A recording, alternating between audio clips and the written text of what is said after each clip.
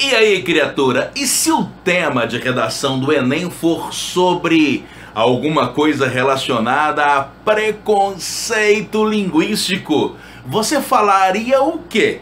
O que você colocaria como repertório sociocultural, hein? E aí, beleza? Antes de qualquer coisa, é importante entender o que é preconceito linguístico. E eu prometo que vou gravar um outro vídeo falando mais sobre o preconceito linguístico. Agora é um rápido vídeo para ajudar na redação. O que acontece é o seguinte: o preconceito linguístico é talvez o mais sutil de nossos preconceitos. E o fato de eu achar que não tenho preconceito linguístico não quer dizer que eu não tenha. Até porque é muito importante que você entenda que o preconceito está enraizado, normalmente enraizado. Por exemplo, eu não me acho racista, mas é claro que por viver numa sociedade racista, muitas vezes já demonstrei até inconscientemente atitudes racistas. E é importante que eu perceba isso para combater os meus preconceitos. O preconceito linguístico está associado ao fato de uma determinada classe ou um determinado jeito de falar demonstrar depreciação em relação aos outros falares. É quando, por exemplo, você ri do outro sotaque, você ri do jeito caipira de falar, quando você ri do outro jeito de falar. Ou seja, cada jeito de falar tem um porquê, tem uma história. O sotaque do interior de São Paulo tem uma história. O sotaque de uma determinada região do Nordeste tem um porquê. Influência holandesa num lugar, influência italiana em outro lugar, e como eu prometi, eu vou gastar um vídeo, mais tempo em outro vídeo, para dar mais detalhes sobre esse assunto. Agora, por favor, um mito é de que esse estudo do preconceito linguístico, realizado, por exemplo, pelo Marcos Banho, lá da UNB, que fala muito bem sobre isso, num livro, inclusive, chamado Preconceito Linguístico, certo? Preconceito Linguístico. Ele fala muito sobre isso. Agora, o interessante é você entender o seguinte: o Marcos Banho, escreve-se Bagno, né? Fala muito sobre mitos. Por exemplo, muita gente acha que o preconceito linguístico quer dizer que você não tem mais que estudar gramática normativa. É claro que você tem que estudar gramática normativa. É o padrão, é o oficial. Até porque na hora de escrever um documento oficial, você tem que usar a norma padrão. O que você não pode é rir do jeito de falar do outro, é menosprezar o jeito de falar do outro. Até porque quando você faz isso, você está demonstrando, preste atenção, um sentimento de rebaixar o outro. E é importante porque se eu fosse falar disso na minha redação, eu começaria já de cara dizendo o seguinte: que o preconceito linguístico existe e é fundamental combatê-lo, começando por cada um de nós. É claro que eu não vou colocar nós na redação, não vou usar a primeira pessoa do plural, mas é para que você entenda a ideia.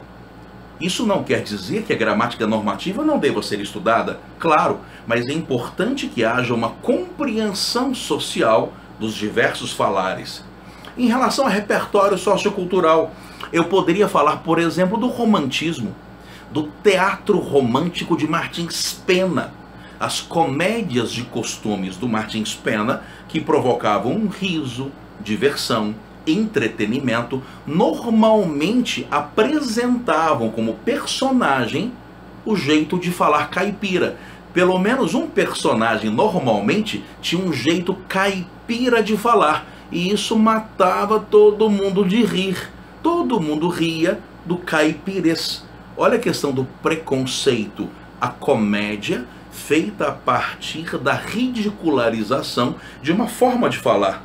E estamos aí, no Rio de Janeiro do século XIX, a corte, que se sentia urbana e por isso sentia-se no direito de menosprezar o jeito de falar do paulista, do mineiro e por aí vai. E se você for parar para pensar, muita gente ainda hoje ridiculariza quem fala porta, carne e esse jeito caipira de falar.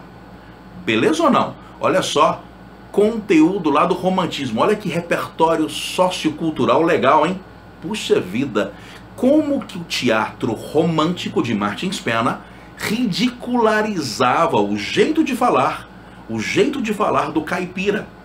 Outro exemplo de repertório sociocultural, se eu fosse falar sobre isso, eu poderia muito bem falar, por exemplo, sobre o parnasianismo, que é uma escola literária elitista, que valoriza o jeito de falar da elite e menospreza o jeito popular. Aliás, o parnasianismo é a estética chamada de Torre de Marfim. Os parnasianos adoravam, inclusive, usar o termo Torre de Marfim, porque eles se sentiam, os autores parnasianos, como se estivessem numa torre de marfim, distantes dos problemas e dos falares do dia a dia. É uma escola que valoriza uma linguagem elitista. Tanto é verdade que para o parnasianismo, quanto mais falar difícil, melhor.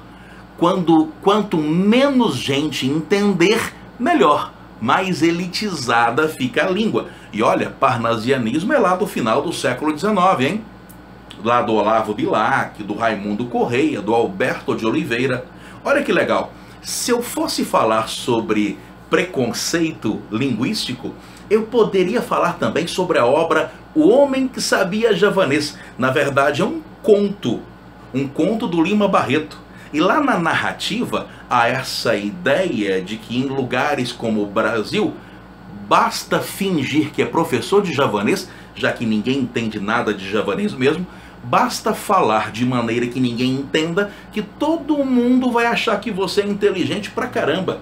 Num país como o Brasil, as pessoas valorizam o que não entendem, o que sem dúvida é uma marca de atraso social. Basta fingir que você fala difícil, que você será valorizado, ainda que não diga coisa com coisa. Olha que legal, a obra, o conto na verdade, né? O conto, que é uma obra, O Homem que Sabia Javanês, do Lima Barreto, faz alusão a esse nosso preconceito social de valorizarmos mais quem fala difícil.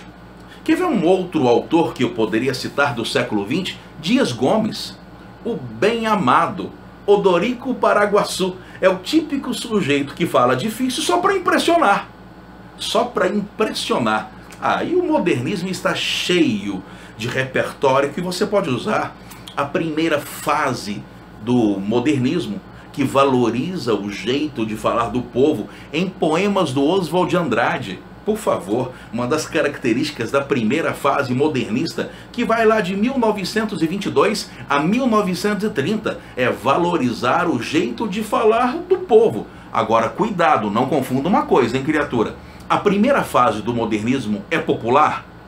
O que você acha? É sim.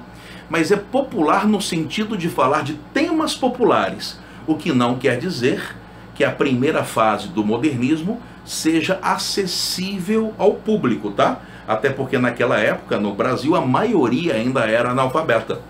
Ou, falando em preconceito linguístico, que tal falar da terceira fase do modernismo, hein?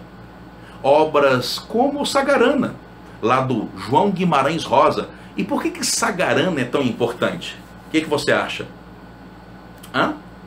Porque em obras como Sagarana, o Guimarães Rosa praticamente inventa um jeito de falar cheio de palavras inventadas, cheio de neologismo de neologismos, né, palavras inventadas, e um jeito de falar que mistura a maneira de falar do caipira a palavras eruditas. E o que é bastante interessante, ele coloca em pé de igualdade o jeito de falar do caipira e o jeito de falar erudito, o que é bastante significativo, porque na obra dele, do Guimarães Rosa, pessoas simples, mesmo que falem de forma caipira, são capazes de fazer profundas reflexões. Ou seja, não é o jeito de falar que vai fazer você ficar mais inteligente ou menos inteligente.